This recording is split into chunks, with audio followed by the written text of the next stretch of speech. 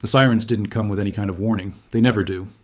At exactly 2:47 in the morning, alert systems across Israel activated at the same time, from the northern border, through the densely populated coastal cities, all the way down toward the Negev. And what followed over the next several minutes was something that has never been seen at this scale before. A coordinated barrage, combining ballistic missiles with wide-area munitions, hitting multiple zones simultaneously.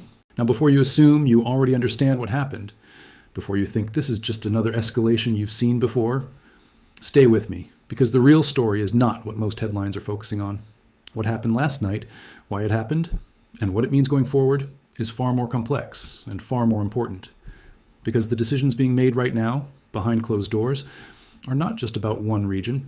They have the potential to affect global markets, energy prices, economic stability, and the balance of power far beyond the Middle East. Let's start with something most people are overlooking, the choice of weapons. Because in modern conflict, the type of weapon used is never random. It sends a message. Ballistic missiles alone would have been serious, but not unprecedented. There have been moments before where long-range capabilities were demonstrated. Those events were shocking, but they were also calculated. Signals, proof of reach, proof of capability. But what happened this time was different, because alongside those missiles, there was a shift in how the attack was structured. Instead of focusing only on precision, the pattern suggests a broader, more distributed impact, and that changes how this event needs to be understood.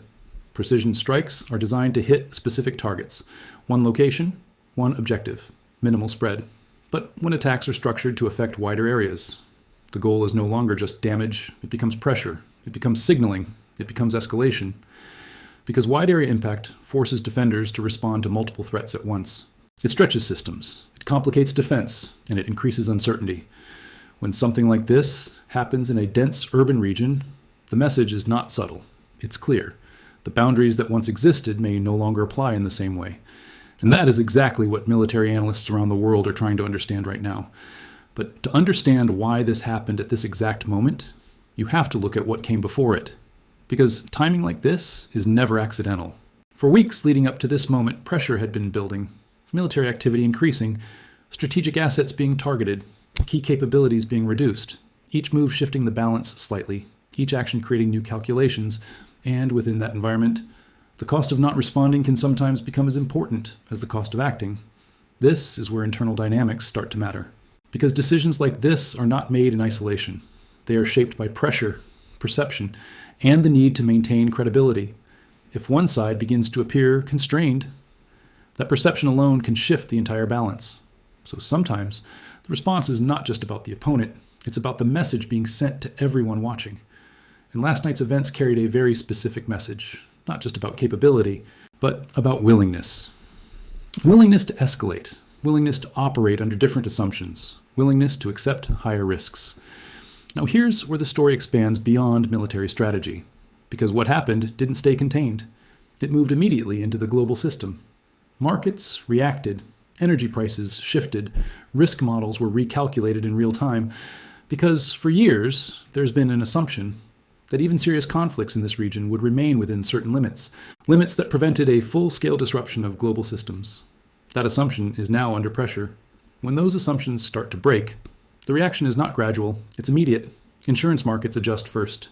Shipping routes become uncertain, costs rise. And when costs rise in energy, everything else follows. Production, transportation, supply chains. Even financial markets begin to reflect that uncertainty. So even if you are thousands of miles away, what happened last night still reaches you. Through prices, through markets, through the systems that connect everything. But beyond the economic impact, there is something even more critical unfolding, a strategic dilemma. Because the response to an event like this is never simple. On one hand, there's pressure to respond strongly, to restore deterrence, to show that actions like this carry consequences. On the other hand, there's the risk that a strong response leads to something bigger, something harder to control, something that expands beyond the current boundaries of the conflict. This creates a situation where every option carries a cost. Respond too strongly, and escalation accelerates. Respond too carefully, and deterrence weakens. Do nothing. And the signal that sends may be even more dangerous. This is not an accident. It is the structure of the situation itself. A scenario where every path forward is difficult, where every decision matters, and where timing becomes critical. Now add another layer to this. External influence, because one of the biggest variables in what happens next is not just local decision making, it's international positioning, particularly from major global powers.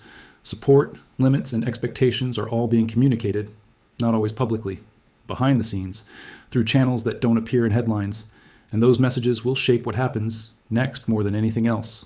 Because even strong allies operate within constraints, economic constraints, political constraints, strategic priorities. All of these factors influence what support looks like in reality, not just in statements, but in action.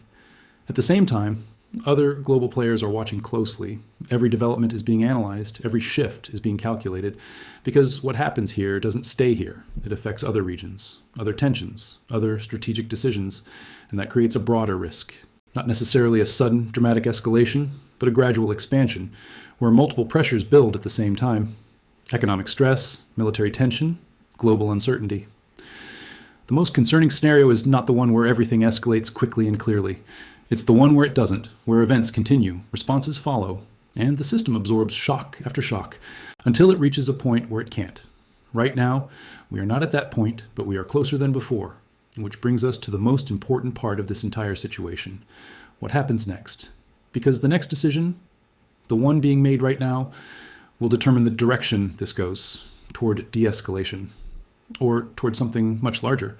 There is still a path that avoids the worst outcomes, but that path is narrower now, more difficult, more dependent on precise decisions. And those decisions are being made in real time, in rooms the public doesn't see, by a very small number of people. Because ultimately, this is no longer just about what happened last night.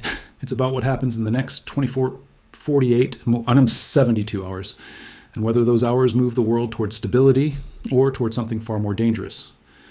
Now you understand why this moment matters, not just for one country, not just for one region, but for the global system as a whole.